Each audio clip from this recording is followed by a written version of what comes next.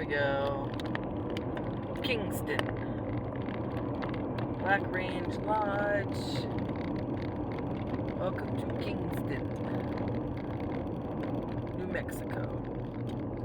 I guess that road was probably the downtown Kingston area, so maybe I should have drove down there. But maybe not today, because let's say here 49 miles until I'm home. And I really just want to be home. So maybe next time. Kingston wasn't very much to show back there. It was a little campground that I did not start recording at that point. It's a nice little campground. It's mountain driving. It'll probably take me about an hour and a half to get 49 miles.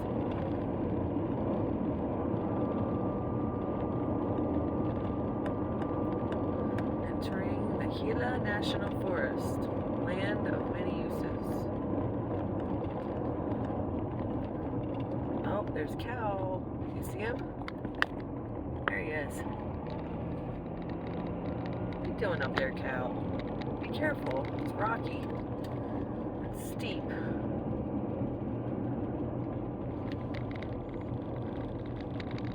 A lot of times when I drive on this road, especially when I get closer to civilization, near Bayard and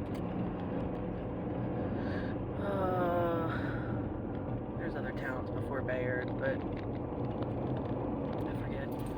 Anyway, I usually see a cow or two on the road or really close to the road, and it always just looks like an accident waiting to happen. And they're usually always cows with little tags on their ears, like they belong in someone's fence nearby. So I call Gila County Dispatch. Gila, no, not Gila. Grant County Dispatch.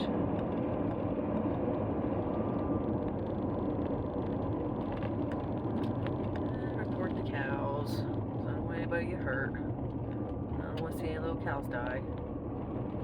One time I was driving down 12 near Alma, New Mexico, and there was a car hanging off the road on the side of a steep embankment, and apparently, it was so sad. I don't even want to talk about the story. It killed a little cow, and I stopped down the road at a campground, and then the mom cow was running around crying, trying to find her little baby cow. So really, freaking sad. But yeah, that's why you gotta pay attention really good on these roads, because it is free range country. Besides the fact that you can hit an elk and totally destroy your car, as well as possibly kill yourself. I mean, who the hell would want to go? Oh, yeah, you can't even see. Let me get you over here. Who would want to, like, hit an elk and accidentally go off this embankment? Not me.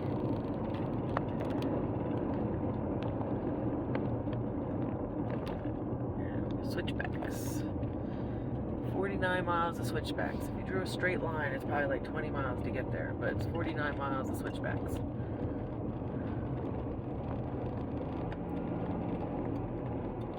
And it's gorgeous.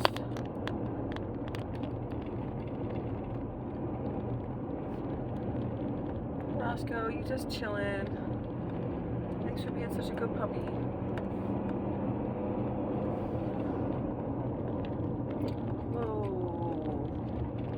I was on his side, thank you. Some of these roads, those switchbacks and side of the mountain, obviously you're gonna go a lot slower because most of them are dirt, but they don't have lines in the middle of them, and they're not extremely wide. So typically, for those of you on the East Coast who aren't used to driving on switchbacks, you get to a place like, say, here, and you can't see anyone, you beep your horn a whole lot.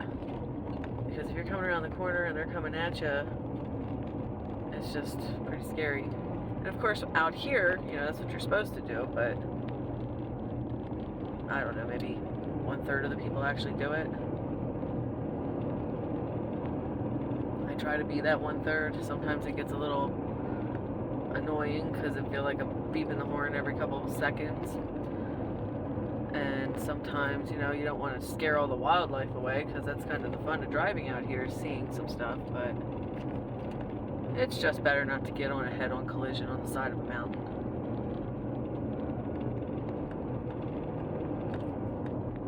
Or did I say, is it better to, it's better not to? I don't know if I put that not word in there. Let's see, that's a nice, see, you can pretty much camp anywhere out here.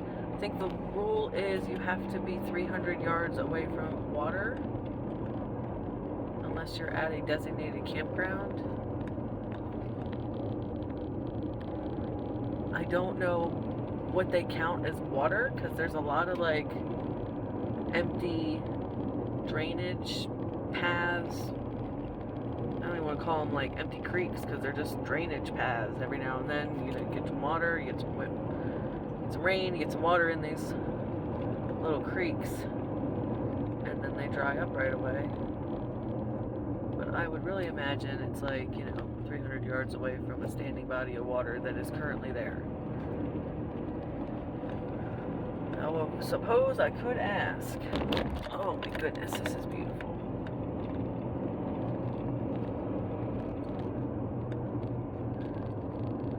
I know you want to get out, don't you, Mr. Wasco? Don't you? There was fire on that mountain over there. The trees are kind of sparse. Dead up there at the top. Those mountains over there, I don't, probably controlled fires. But yeah, it's better we have controlled fires, but a lot of people don't understand that. And then it seems, they don't have a whole lot of control on some of these fires sometimes. Like the other day, well, not the other day, a couple months ago, they started a little controlled burn near me on a really windy day. I don't know why. I mean, like, something like today would be great to have a controlled burn. And it's just been wet recently, too, so, well, maybe they wouldn't be able to have such a great controlled burn, but, I mean, it would burn anything that was really dry. It makes sense to me, and it's not windy. But anyway, so they had a little controlled burn in a little windy area, and it turned into an uncontrolled burn. And then they had to evacuate people on a road actually pretty close to me. And you could see these big like billows of smoke coming up from behind the little mountain there, and it was kind of scary, because I was like, I will probably get enough of a head start to get out of here, but what about all my stuff? I mean, I'd say all the stuff I've accumulated over 40 years, but I've shed a lot of that stuff over and over again. It feels sad to not have all that, some of that stuff. But, it's like you can't take it with you when you die. And what's the point really needing it right now? Unless it's like something obviously helpful for sustainability, like a tent. Tents are always great to have. I have a tent. I have a sleeping bag and a tent always in my back of my RV, or I'm sorry, SUV. My future RV will be my tent, is what I meant to say.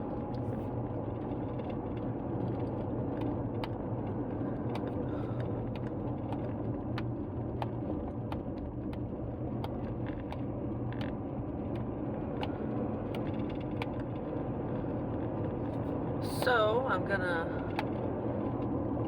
do it. I'm gonna make myself get out there and start knocking people's doors and seeing if they're interested in lowering their electric rates, locking in a lot lower rate, owning their power they provide for themselves. It's all really a great deal. I understand a lot of people are nervous about it, and I understand a lot of people have not had such a great deal, but solar's definitely come a really long way. So if I can get the solar gig going, not if I can, but when I can, get that going, I can buy myself the RV, I can just navigate around the country, knock on doors in nice little neighborhoods. Oh, we got a deer. A mule deer. Look at those big ears. Are you gonna stay? No, you're it go? Oh, it's a baby! Any more? Okay, cool. Yep, all those tops of the mountains over there, just little toothpicks sticking up.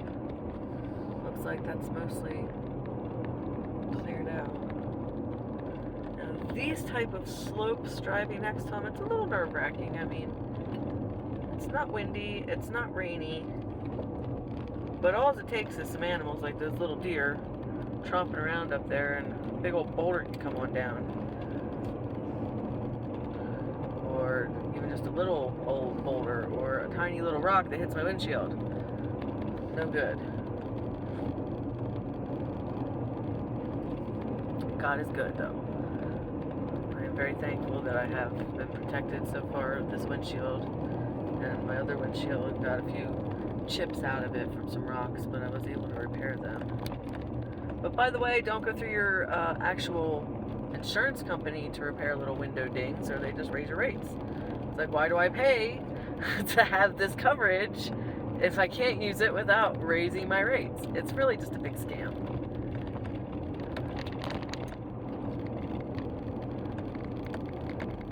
It's a big scam. It's lining somebody's pockets. And the more I'm figuring out, the people it's lining their pockets is BlackRock and Vanguard, which are both, I believe, shareholder organizations owned by, you know, people like the Clintons, the Bidens, probably the Trumps. But honestly, if the Trumps owned into that shit, I think it would have been exposed by now. But who knows? You know, they're business people. They know how to mask their business dealings as well as have them, you know, what they want to show on books. I don't trust none of them. Who else probably owns BlackRock and Vanguard? China.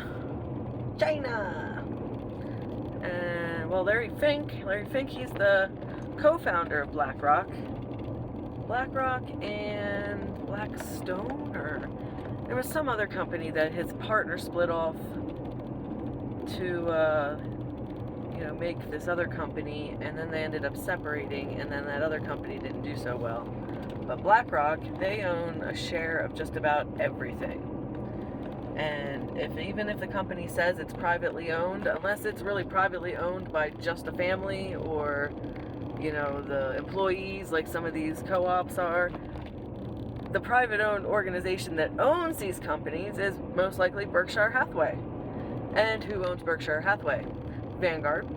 And what? Vanguard either owns BlackRock or BlackRock either owns Vanguard. It doesn't matter. They're in bed together. They're one of the same. So anyway, I was just looking around earlier. You know, I looked at my bank. Well, not my bank. I'm sorry. I was thinking PNC, but I was looking at PNM, the electric company, actually. And they are a shareholder organization owned mostly by BlackRock. And anyway, get back to Larry Fink. Larry Fink owned, or started BlackRock. He owns probably a majority share of BlackRock. He's also the guy who just happened to have bought the Twin Towers. Maybe, I'm not sure exactly how long. It was within a year of when they fell. Within a year, maybe a year and a half, but no longer than that. He bought the Twin Towers for like pennies on the dollar. I think he paid like $30 million for them, which sounds like a lot, but come on, like 2 massive skyscrapers that were designated like the tallest or the second tallest buildings in the world, tallest in America, I believe. I'm sorry, the USA, because America is actually 2 continents. But anyway, so he owned them, he bought them, pennies on the dollar, and then just a few months before they fell, he insured them for massive amounts of money, way more than they were actually worth. I don't know if it was in the billions or the trillions, but it was a lot. And so then, of course, the morning that they happened to get knocked down, and I'm not saying hit by planes because I don't believe in any of that crap, it was clearly a demolition effort. That morning, he just happened to have a dentist appointment, which kept him from being on the top of the tower eating his breakfast like he did every single morning. So, you know, coincidences aren't necessarily real. Something that dramatic and, you know, like life-altering. I just can't believe it was God on his side. You know, God is on everybody's side, but all those other factors, the coincidence that he just happened to buy them for pennies on the dollar not that long before they fell. He just happened to insure them for billions or trillions of dollars like months before they fell. And he just happened to not be on the top of the tower that morning like he always was every other morning because he had a dentist appointment. Come on now. Anyway, so that's Larry Fink, and he owns BlackRock. And BlackRock owns everything. So I guess when I say they, and they did this, and they do that, well, who's they? People say. Well, I say, I don't really know who they is. Well, now I know. It's BlackRock. It's BlackRock and Vanguard, and all the shareholders that own the big piece of those companies. And a lot of those people, we won't know their names.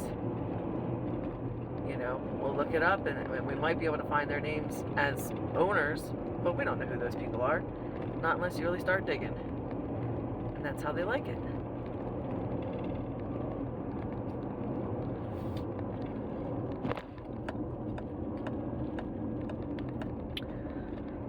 So, God has blessed me with eyes to see and ears to hear.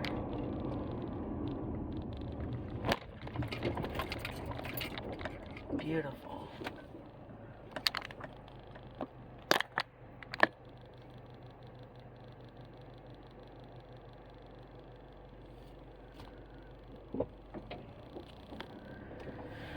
Gotta keep going.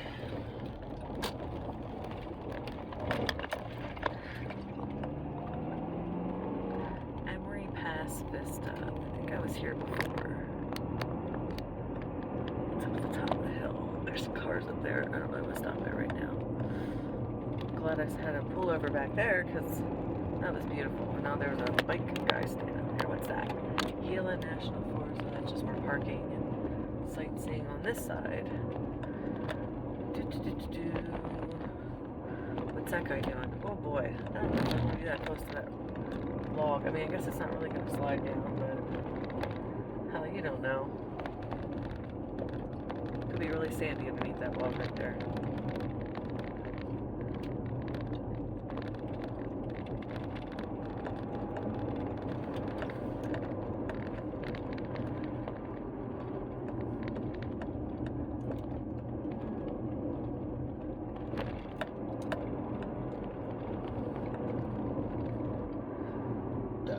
Excuse me. It was a great mocha latte from mile marker 7 Cafe, which was off of Main Street in Truth or Consequences, New Mexico. And they told me the story that their sister is paraplegic and her accident happened at mile marker 7. And that's why they named the business Mile Marker 7. To honor her, she's still alive, and to celebrate her because apparently she's kicking ass, paraplegic or not. She doesn't let anything hold her back, and that's amazing. She doesn't let the victim card run her life, and that's beautiful. So I would definitely, if you're ever in Truth or Consequences, New Mexico, mile marker 7 Cafe is the place to get a breakfast sandwich and a coffee. And they had other cool stuff there. Handcrafted stuff, purses, wallets, jewelry, high-end stuff. It was really nice. A little out of my price range today. But soon I'll be going back and buying some really nice stuff there. So yeah, Weird Town, Truth or Consequences. They got their name from a game show or something. I don't really know the exact specifics of how they got their name, but that's pretty much it, as far as I know. I'll have to research that a little bit more. Wow, these mountains are crazy.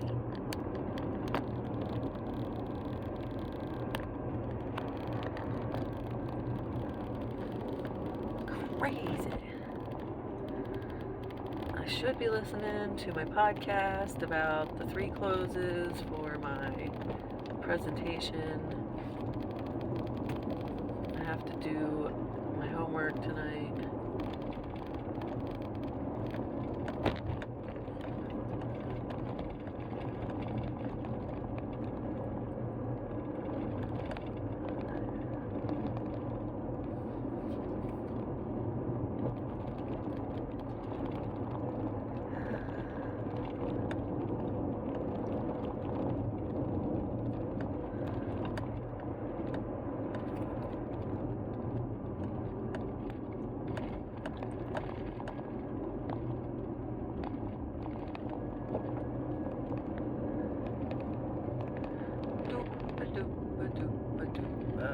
Wright's Cabin.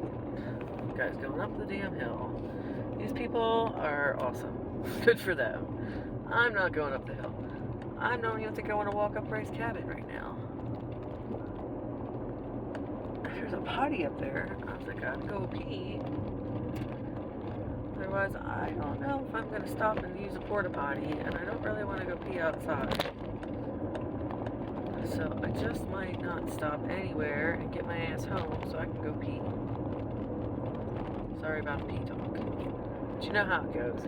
Especially like when you're traveling and you really don't want to use the restrooms in these gas stations that everybody else has used the restroom in.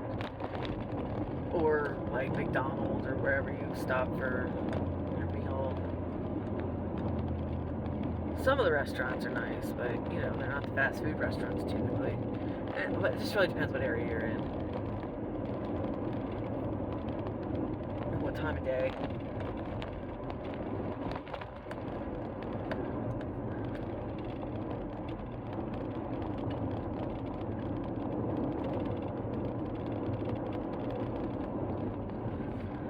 Woo! Another biker. This would be a bike club. I need to get some tires fixed on my bike. Maybe I'll do that today. I wanted to do it for a while, and now it's like the time to be biking. It's not hot. It's not cold. It's perfect. I mean, it gets kind of hot in the middle, like 3 o'clock, 4 o'clock. And it gets kind of cold in the middle of the night, like 3 or 4 in the morning. But every time else right now is pretty nice. Like, let's say 61 right now here. It's probably like 70 in Silver City because I'm in the mountains right here. Silver City's in the mountains, but it's just not quite as tucked in. Or like the top of those mountains, which is probably a little bit lower than these mountains.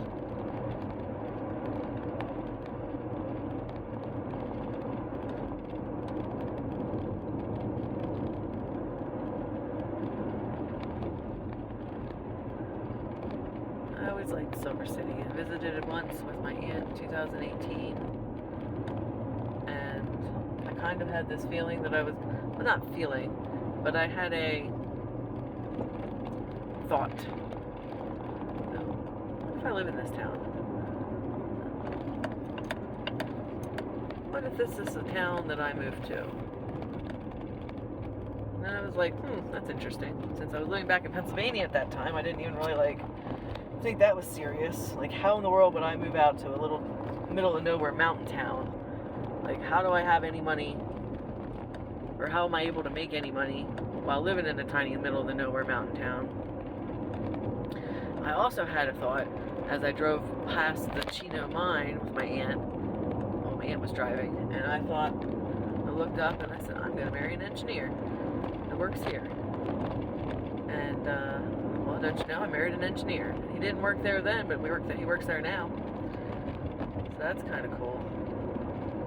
I also had a really weird premonition about him in general. He was driving around delivering Dominoes, and I pointed over at his apartment complex, which, you know, was an apartment complex. It's not high-end apartments for college kids and lower income people. Looked like it was from the 60s or 70s. It looked almost like it was a hotel at one time. I pointed over there and I said, my husband lives there. And I'm not sure if I pointed at the exact apartment he lives in, but I think I might have. Or lived in. And then I met him a few months later. And then I didn't really remember that whole premonition I had until after we were married or after we were engaged. So I was glad. I was glad I wasn't like, you know, remembering that and then basing everything on my remembering that I said that. Because then I would have maybe just not have thought about it right. Maybe I wouldn't have made the right decision. Or maybe I would have acted a little too eager and scared him away. Because girls are good at doing that.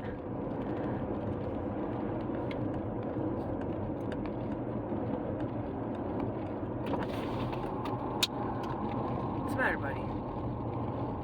You want to get out? Alright. You just stay there. Next stop. It's probably the same stop I always make. Which kind of sucks. I should make a different stop.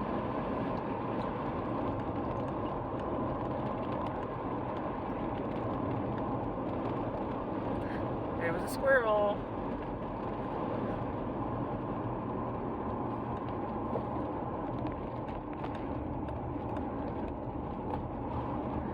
Toyota. Camper truck.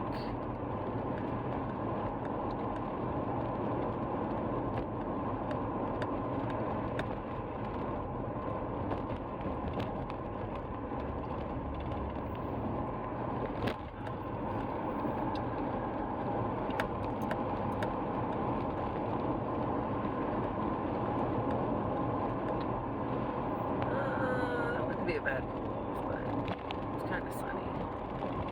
What's this road closed?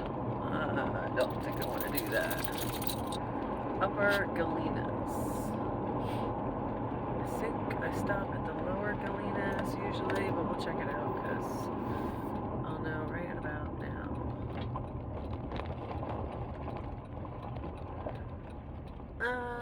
No, this is where I usually stop. There's a potty. I